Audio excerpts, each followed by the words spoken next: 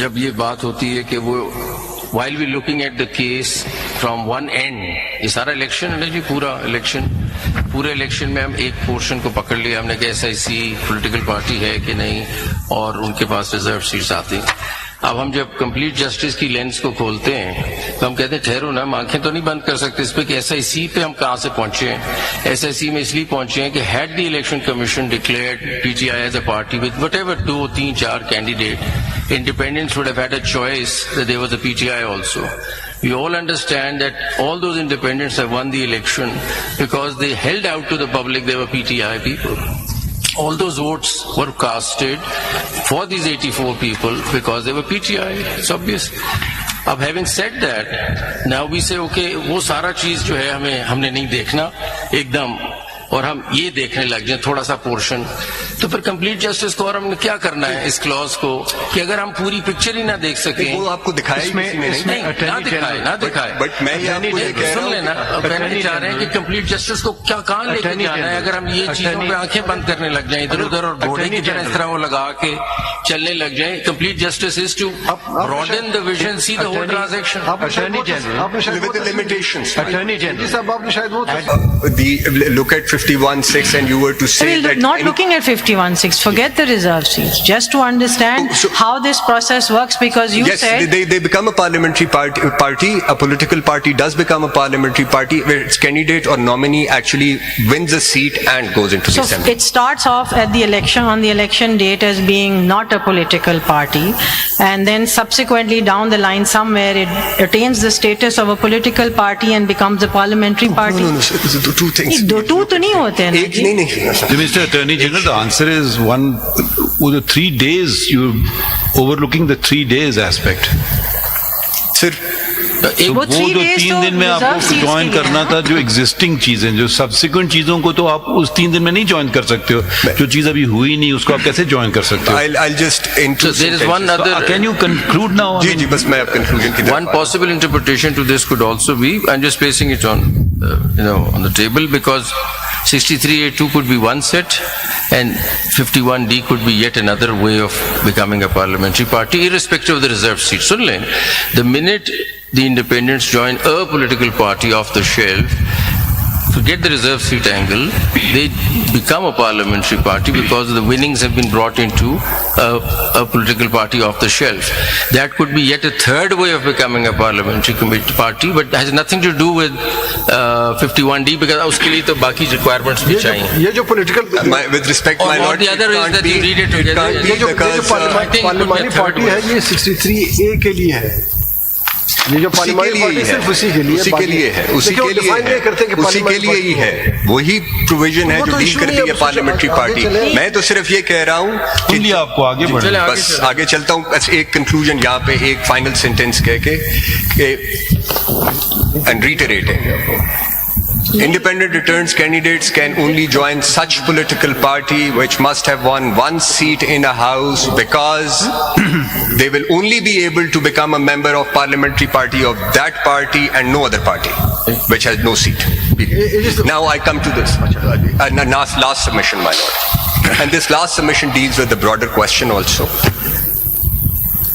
Before this court you have proceedings under article 185(3). There is a political party, Sunni Ittehad Council, who is the appellant number 1, along with its chairman, who is appellant number 2.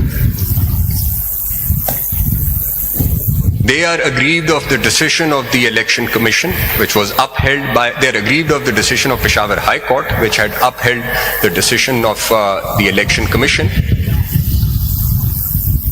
whereunder the reserve seats were not allocated to Sunni Ittehad Council as claimed by it, and they were treated as independents for the purposes of allocation of reserved seats, and consequently the seats went to the other parties in accordance with the formula, in accordance with the rules and the formula which has been followed. My lords, I've also observed that while looking at this list, why can't this court, invoking 187, pass an appropriate order or direction? My respectful submission to this is that 187, and I first want to read it out before making submission of clause 1 of 187. Just quick read. Just want to point out one part of it.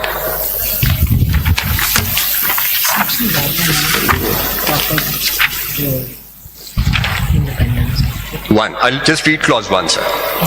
Subject to clause 2 of Article 175, the Supreme Court shall have power to issue such directions, orders, or decrees as may be necessary for doing complete justice. A pause. In any case or matter pending before it.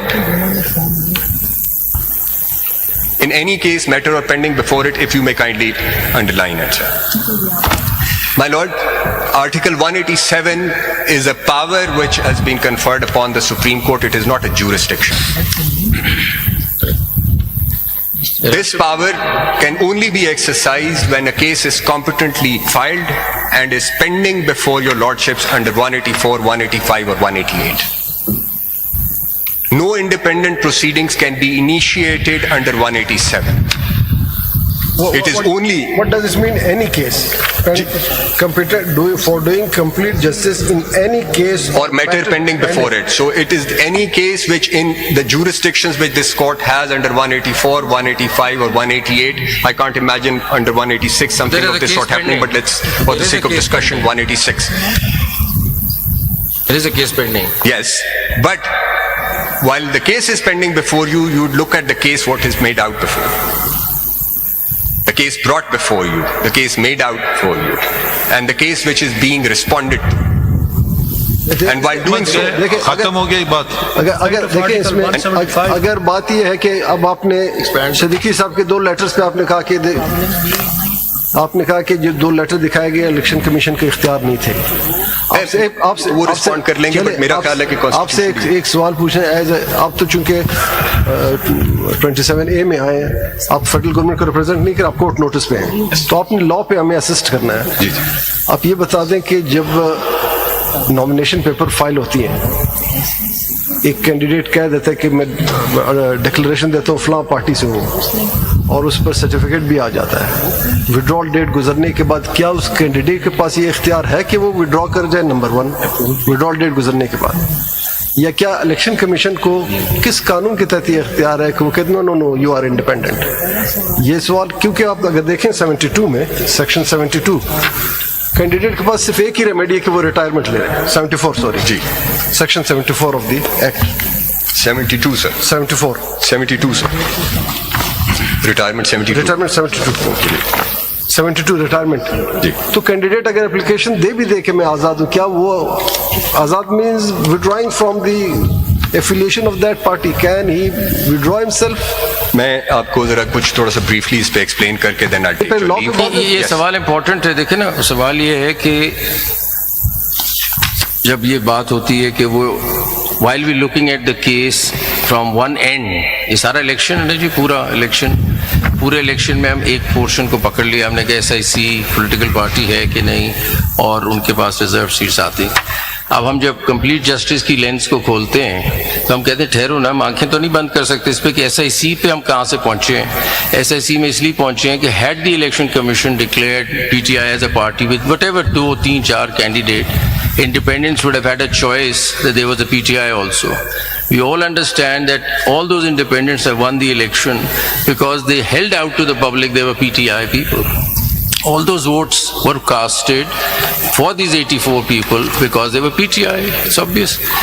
अब having said that, now we say okay, वो सारा चीज जो है हमने नहीं देखना एकदम, और हम ये देखने लग जाए थोड़ा सा पोर्शन, तो फिर कंप्लीट जस्टिस को और हमने क्या करना है इस क्लॉज को कि अगर हम पूरी पिक्चर ही ना देख सके. वो आपको दिखाया नहीं, ना दिखाए. बट मैं ये आपको ये कह रहा हूं, सुन लेना, कहना चाह रहे हैं कि कंप्लीट जस्टिस को कहाँ लेके जाना है. अगर हम ये चीजों पे आंखें बंद करने लग जाएं इधर उधर, और घोड़े की तरह इस तरह वो लगा के चलने लग जाए. Complete justice is to broaden the vision, see the whole transaction. Attorney general with the limitations. Attorney general ji साहब, आपने शायद वो तस्वीर देखी है जो जज की आंखों पे पट्टी होती है.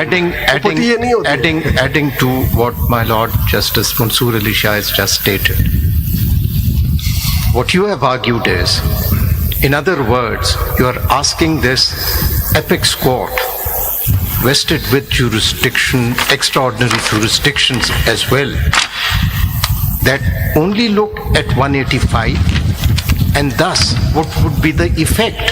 The effect would be during these proceedings, one thing has become absolutely obvious, that there has been a grave constitutional violation by excluding a political party on the basis of misinterpretation of the provisions and a judgment of this court.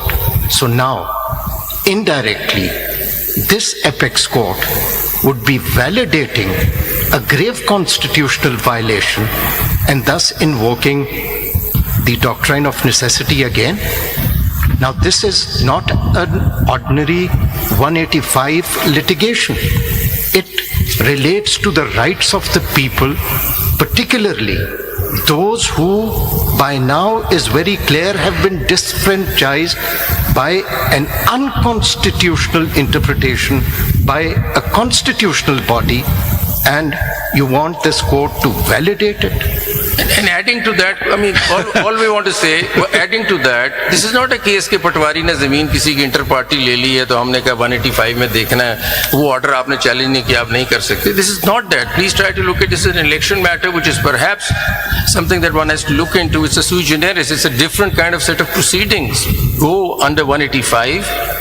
We're looking at the electorate, we're looking at the national elections, we're looking, I mean, the apex court, national election, the electorate, the millions of people who voted. What I find very difficult is to look one segment of the election and ignore a very grave illegality that occurred just a minute before it, which led to that problem. So can't we not attend it and close our eyes to it? Because if you open your eyes to it, all you have to do is that if 3 persons, according to the record, if ECP checks, PTI becomes a party of 3 members of 4. And then there is a party on the table, and then the independents have a choice to take their vote.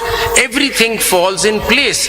So if that is not what justice is, I don't know what justice is. My lord, since a lot has been said from this side, and since I may not subscribe to a number of things that don't expect this,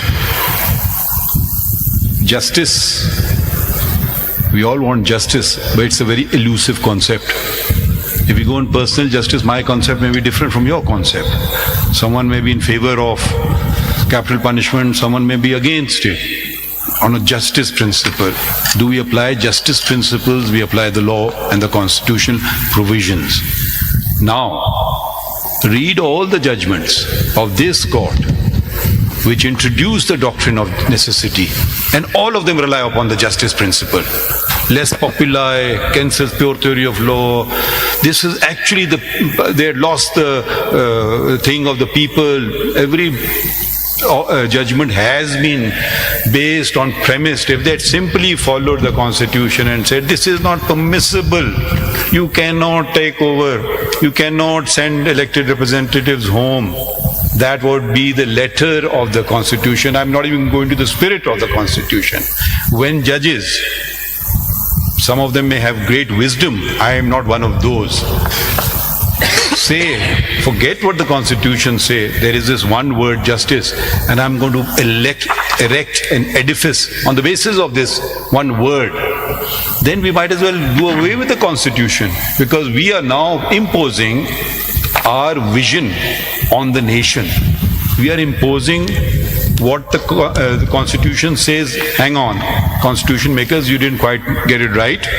We know what justice is. We are imposing our will on parliament. When we go into these vague concepts, we get into all sorts of troubles which are history. It's not academic anymore. Since mention was made of doctrine of necessity, it was on these very principles. When they can't find anything tangible to hang on to in the constitution, then opens the doors, because I can define justice any way I want to, someone else will define it any other way. So are we going to have this academic, and this is not even something which has really been argued, and I don't want to stick my neck out or let it come from as if it's a thing of the court saying that the doctrine of necessity was done, I think on the very principle or the concept, or what they borrowed, what they in their hearts or in their conscience, I would even go that far, they genuinely believed it. I wouldn't even say that, I wouldn't even attribute any malafide or ill intent to any of those judges. They genuinely believe it. I don't want, let's Pakistan go on the constitutional path for once. Learned Counsel, I think you finished your My lord, I have. Attorney General, you haven't answered my question. I know. Do we validate? These are our opinions, Do we validate a grave constitutional violation which has become obvious before us? That is That's inclusion. premised on something. That is not premised. That is the orders have come before us. It has become I- obvious. Lord, You want to respond? We are Please respond. ignoring the elephant in the room. My lord, I will now just, there are 4 judgments, one authored by Justice Shah on 187, one of the bench of which Justice Munib Akhtar was part of, and 2 other judgments on 187. The limitations which I have placed before you in 187 is what the law, what the Constitution says, how the courts have read it. If the court wishes to read it differently, it's a full court, the court can. I'm placing these 4 judgments before you. But It's a on what blue paper principle? court. Just tell us the principle. 4, sir. Are they on the same principle or different principle? Which I've just read out while explaining 187, that it's a power, not a jurisdiction. There has to be a Okay, list on this before point, your yeah. lordship. While looking at, you should be It's leased not with a the jurisdiction. seize of the list while applying 187, but you cannot initiate independent proceeding by